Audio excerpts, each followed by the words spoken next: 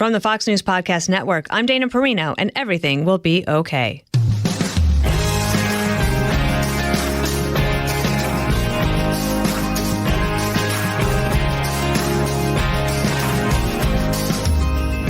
Hello and welcome back to a special episode of Everything Will Be Okay. Today, I'm joined by a brilliant War and State Department correspondent, a man of incredible courage and humility, and a dear member of our Fox News family.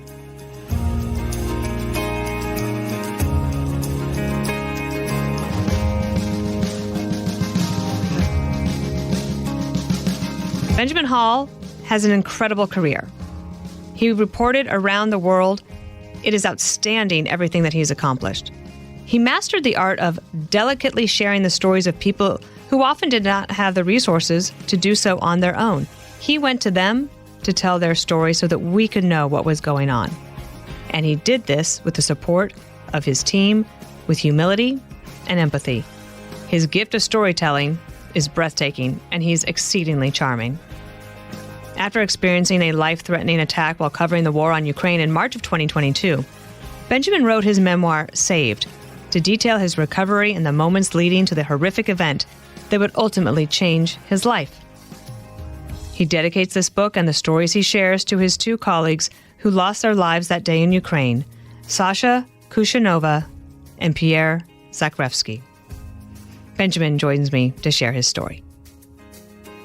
Benjamin Hall, now I get you to myself, and I get you longer than the others who have their own shows on prime time. I saw you on Jesse Waters, of course. It was a great interview. Yes.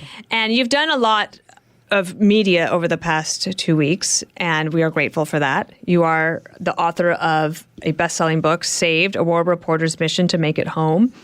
I brought it with me, and I have this idea that after we talk for a little bit, I'm just going to randomly open it up to one of my dog-eared pages, of which I think there are, 90% of the pages are dog-eared. And the notes that I took, and I'm just going to randomly ask you about that page. Good. Okay. But before we do that, let's set the stage for listeners who might not have seen you on the shows yet on Fox News. This book is your story up to now. You're only 40 years old? Yep. You have a long life ahead of you. But you had this very traumatic experience as a war reporter, and you've just passed the anniversary of the bomb that attacked you and our colleagues. So maybe just set the stage for people of how you are now here in the United States at Fox News trying to tell people about this book. Well, in many ways, this is a homecoming to me. I've been working at Fox for about 7 years now, and we've been around the world. We've been covering conflicts wherever they happen. The phone rings, and we're trying to be the first people on the ground. And about a year ago, we were in Ukraine. Russians had recently invaded the country, and of course, that's where we needed to be. We needed to be right on the front, telling the story of what was happening there. And we'd covered the war for about 2 weeks, and the Russians were about to take over Kyiv, the capital city. They were surrounding it anyway. And that was the day that we decided to go out. Pierre Zakreweski, our cameraman, Sasha, our fixer, and a couple of Ukrainian soldiers who were showing us around. And we went out that morning to film the defenses around the city. And that was the day, just over a year and 2 days ago, that we were attacked by Russian bombs. We're not sure if that was by a drone or by artillery. We're still trying to discover that exactly, and we're dealing with war crimes investigations to figure out if the Ukrainian intelligence know. But that day, sadly, Pierre, Sasha, and the two Ukrainians died. And I was badly injured myself. I lost my right leg. I lost my left foot. Badly burnt, sight from my left eye, shrapnel across the face. But I knew that minute after we were hit that I had to fight hard to get back. I had to fight hard to get home to my family. And I had to fight back to work as well. I believe so wholeheartedly that what we do is telling stories for our viewers, taking them around the world, that's something I wanted to keep doing. And so every day since, first I was in Landstuhl in the base there for 10 days recovering. Then I was moved to San Antonio, to BAMC, Brooke Army Medical Center, and I spent 5 months there learning how to walk again, being given my limbs back that I'd lost, and building myself up mentally to come back. And while I was there recovering, I had a lot of thoughts in my mind. For the first couple of months, I couldn't move at all. And so it was about writing down what I was thinking, being honest about the struggles I was having, how difficult it was, talking about my family. And so many of those ideas started to come together, and I was lucky enough to be able to put them together in a book. Mm-hmm. And so here we are, a year later.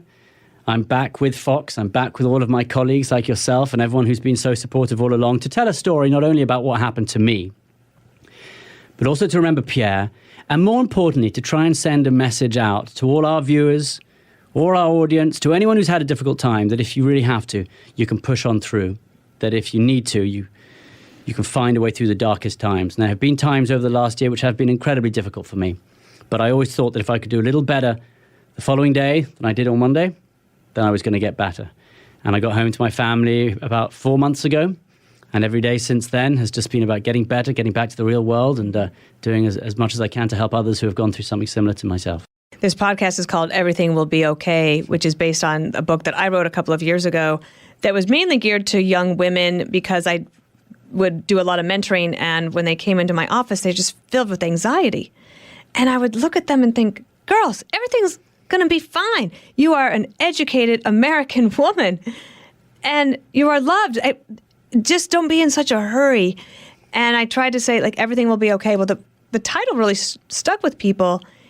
And the first day you were back, I don't know if you remember this, at the luncheon, you said, I believed everything would be okay. You said that. You said, I believe everything will be okay. And I think for anyone who is going through a challenge, to be able to look at you and say, if he believes that, then I should too. Mm-hmm. That's how I felt all along. I knew that no matter how hard it was, on the other side, there was always going to be hope, light, something positive. And one of the things that happened to me during this whole year, this recovery, was that a lot of the things that I used to be worried about, the things about work, about your career, about the minor things in life, those worries disappeared. And I realized how weighed down I was by some of them. And I realized what's really important. It's being with your family. It's about doing the best every day. It's about trying hard. And in some ways, in many ways, I feel stronger and more confident now than I did before, because I have shed a lot of those worries of before. And I get so much pleasure from the simple, small, simple things like being at home, hugging my children, being with friends and family, that I've learned everything will be okay. And it's amazing, because that's something that I have thought every single day since this happened. Well, it's interesting because you have an amazing wife named Alicia, and you have 3 daughters. And it's something that parents, this phrase, everything will be okay, it's something that it's like almost usually the first thing that your parents ever say to you. Yeah. As a parent that you ever say to your children. It's the first thing you hear as a baby, and then you hear it all the way throughout your life.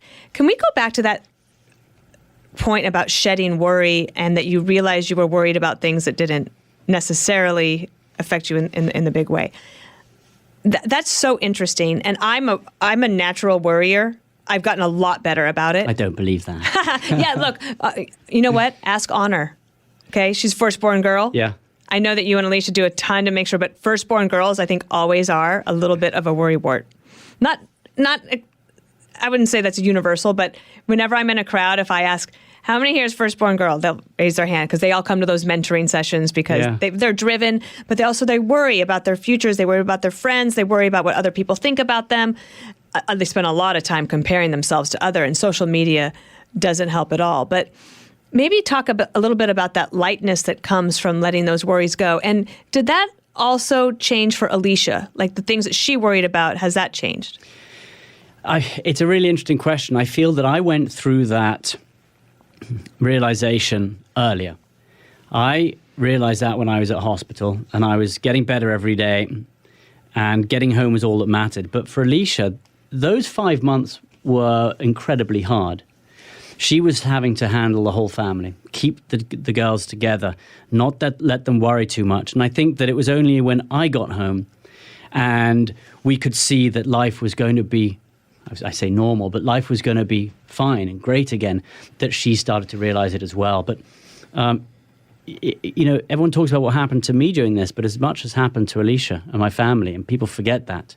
Yeah, you call her the hero of the book. It is. Honestly, the book is like a love story to her. You know, she has driven me throughout my whole career. She's made me wiser. She's made me more intelligent. And she got me through this as well. For the full podcast, go to foxnewspodcast.com.